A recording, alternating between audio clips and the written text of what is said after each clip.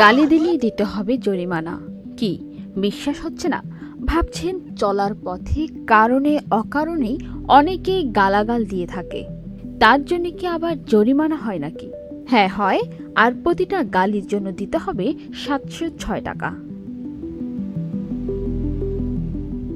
এমন বিধান জারি করেছে ভারতের মহারাষ্ট্রের একটি গ্রামের বাসিন্দারা। বলছি ভারতের মুম্বাই শহর থেকে 300 কিলোমিটার দূরে অবস্থিত ছোট্ট গ্রাম সন্দালের কথা।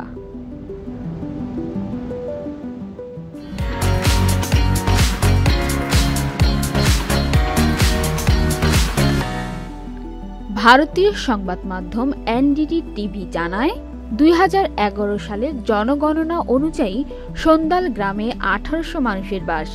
ওই গ্রামের মানুষ শপথ নিয়েছিলেন, যা কিছু হয়ে যাক, যেমন পরিস্থিতি আসুক না কেন, কখনো মুখ থেকে খারাপ শব্দ ব্যবহার করবেন না তারা।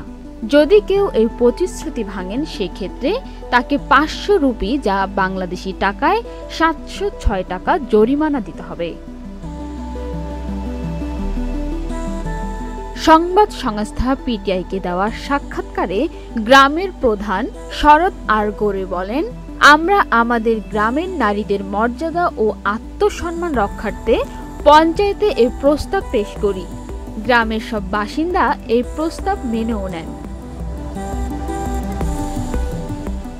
সংবাদ মাধ্যমকে দেওয়া ওই পঞ্চায়েতের প্রধান বলেন, আমাদের গ্রাম আখ চাষের উপর নির্ভরশীল, তবে গ্রামের অন্যতম সমস্যা ছিল এই গালিগালাজ।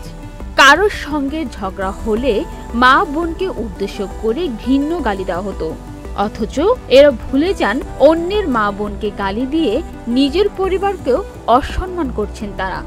এই ঘটনায় লাগাম টানতেই আমরা সকল গ্রামবাসী মিলে এই সিদ্ধান্ত নিয়েছিলাম, যেখানে সকলেই শপথ নেন তারা কখনো বাজে শব্দ ব্যবহার করবেন না। এমনটা করলে 500 রুপি জরিমানা দিতে হবে। এরপর থেকেই গ্রামে গালিগালাজ দেওয়ার ঘটনা পুরোপুরি বন্ধ হয়ে গেছে। পান্না আক্তার, চ্যানেল আই।